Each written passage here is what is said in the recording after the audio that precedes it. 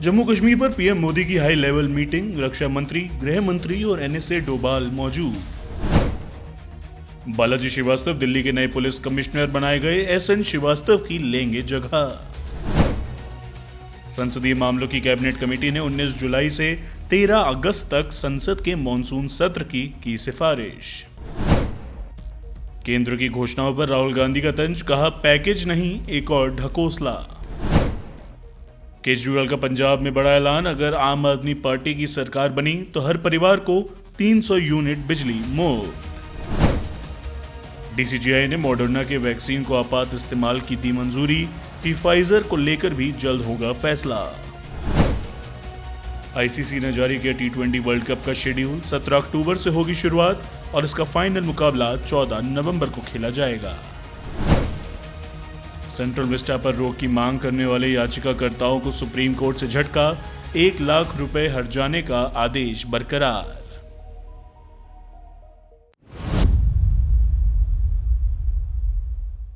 भारत ने टीकाकरण के मामले में अमेरिका को भी पीछे छोड़ दिया है। सोमवार को स्वास्थ्य मंत्रालय ने ये दावे किए हैं। दरअसल मंत्रालय के जारी आंकड़ों के मुताबिक भारत में सोमवार तक 32.36 करोड़ लोगों को टीके की खुराक दी जा चुकी है, जबकि जॉन्स हॉपकिंस यूनिवर्सिटी के मुताबिक अमेरिका में इस समय तक 32.33 करोड़ लोगों का टीकाकरण किया जा चुका था। भारत ने भले ही कुल टीकों की खुराक देने के मामले में अमेरिका को पछाड़ दिया हो, लेकिन वैक्सीनेट की गई आबादी के मामले में देश अमेरिका के आसपास भी नहीं है। 27 जून के आंकड़ों के मुताबिक भारत में कुल 5.54 करोड़ लोगों का ही पूर्ण टीकाकरण हुआ है, जबकि देश की आबादी 135 करोड़ है। इस हिसाब से भारत की सिर्फ 4% आबादी ही अब तक कोरोना रोधी टीकों की दोनों खुराकें प्राप्त कर पाई है। उधर जॉन्स हॉपकिंस यूनिवर्सिटी के डेटा के मुताबिक अमेरिका अपनी कुल आबादी के 46.62% हिस्से को पूर्ण वैक्सीन देने में कामयाब रहा है। ऐसे में ये समझना होगा कि कोरोना रोधी टीके की कितनी खुराक दी गई ये मायने नहीं रखता, बल्कि किसी देश को कितनी आबादी कोविड रोधी टीके से पूर्ण रूप से वैक्सीनेट होकर संक्रमण के गंभीर परिणामों से सुरक्षित हो चुकी है, ये ज्यादा मायने रखती है। इनके अलावा केंद्र सरकार की ओर से लगातार दावे किए जा रहे हैं कि वो 31 दिसंबर 2021 तक देश की 18 साल से ज्यादा उम्र की पूरी आबादी का टीकाकरण करने में सफल होगी, लेकिन खुद सरकार भी देश में टीकों की कमी से अवगत है। केंद्र ने हाल ही में इसी में दायर एक हलफनामे में कहा कि उसे दिसंबर के अंत तक कोविड रोधी टीकों की 135 करोड़ खुराक प्राप्त होगी, जबकि इससे पहले उसने दावा किया था कि देश को वैक्सीन निर्माता कंपनियों से 216 वैक्सीन डोज मिलना तय है। भारत में दिसंबर के अंत तक पूरी आबादी को वैक्सीनेशन के दायरे में लाने के लिए रोज 82 लाख लोगों के टीकाकरण करने की आवश्यकता है। जबकि आंकड़ों पर नजर डाली जाए तो देश में टीकाकरण में ना ही स्थिरता है और ना ही जरूरत के अनुसार वैक्सीनेशन किया जा रहा है। भारत में नई टीकाकरण नीति के ऐलान के बाद 21 जून को 86.6 लाख लोगों को कोविड टीके की खुराक दी गई, जबकि ठीक एक दिन बाद ही ये आंकड़ा नीचे गिरकर 54.24 लाख पर पहुंच गया। इसके बाद के दिनों में देखें तो 23 जून को 63.2 लाख, 24 जून को 52.89 लाख, 25 जून को 60.7 लाख, 26 जून को 61.9 लाख लोगों को टीके की खुराक दी गई थी, जबकि 27 जून को देश में सिर्फ 17 लाख लोगों को ही कोरोना रोधी टीके की डोज दी गई। 27 जून के आंकड़ों के मुताबिक भारत में 32.36 करोड़ लोगों का टीकाकरण किया जा चुका है। इनमें से 26.69 करोड़ से अधिक लोगों को वैक्सीन की पहली और सिर्फ 5.67 करोड़ को दूसरी डोज दी गई है। ऐसे में ये सवाल लाजमी है कि आखिर दिसंबर के आखिर तक देश की पूरी आबादी को वैक्सीनेट करने का केंद्र किस आधार पर दावा कर रहा है। ब्यूरो रिपोर्ट, गो न्यूज। केंद्र शासित प्रदेश दिल्ली और पंजाब जैसे राज्य समेत उत्तर पश्चिम भारत में मानसून की तुलनात्मक रूप से धीमी गति बिहार और देश के पूर्वी राज्यों के लिए मानो वरदान साबित हो रही है। दक्षिण पश्चिम मानसून का अभी दिल्ली और आसपास के राज्यों में प्रवेश बाकी है, लेकिन ये पूर्णिया के रास्ते बिहार में प्रवेश कर चुका है। मसलन देश के उत्तर पूर्वी हिस्सों में मानसून अपने तय समय से एक दिन पहले 12 जून को ही प्रवेश कर गया था। इस दौरान बिहार जैसे राज्यों में शुरुआती हफ्तों में अच्छी बारिश हुई है। मसलन राज्य में अब तक 128% ज्यादा बारिश देखी गई है। राज्य में 28 जून तक 327.6 मिलीमीटर बारिश हुई है। हालांकि इस अवधि के लिए राज्य में 143.9 मिलीमीटर बारिश का अनुमान था। भारतीय मौसम विभाग के मुताबिक राज्य में 2 जुलाई तक बारिश की गतिविधियों में वृद्धि जारी रहने की संभावना है। भारतीय मौसम विभाग ने सोमवार को कहा कि नम पूर्वी हवाओं के जोर पकड़ने की संभावना है, जिससे उत्तर बिहार, उत्तर के हिमालयी तलहटी क्षेत्रों में बारिश की गतिविधि में बढ़ोतरी होगी। उत्तर प्रदेश और उत्तराखंड में 1 और 2 जुलाई के आसपास इन 2 दिनों के दौरान बिहार में भारी से बहुत भारी बारिश होने की संभावना है। आईएमडी ने आगे कहा है कि अगले 5 दिनों के दौरान पूर्वी उत्तर प्रदेश, बिहार, झारखंड, मध्य प्रदेश और छत्तीसगढ़ में लगातार बिजली गिरने की संभावना लगातार बनी रहेगी। इससे घर से बाहर लोगों और जानवरों को नुकसान पहुंच सकता है। राष्ट्रीय मौसम पूर्वानुमान एजेंसी ने मंगलवार और बुधवार को बिहार में बिजली गिरने के साथ गरज के साथ येलो अलर्ट जारी की है और गुरुवार और शुक्रवार के लिए ऑरेंज अलर्ट जारी की गई है। लगातार हो रही बारिश की वजह से कई राज्यों में नदियों का जलस्तर भी बढ़ गया है, जिससे बाढ़ की संभावना भी बनी हुई है।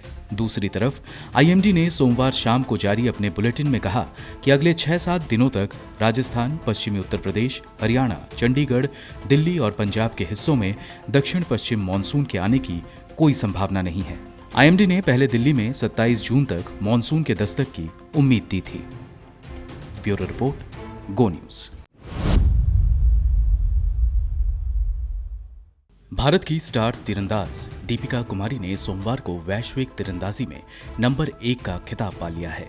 उन्होंने पेरिस में चल रहे तीरंदाजी वर्ल्ड कप में स्टेज 3 पर 3 गोल्ड मेडल जीते हैं।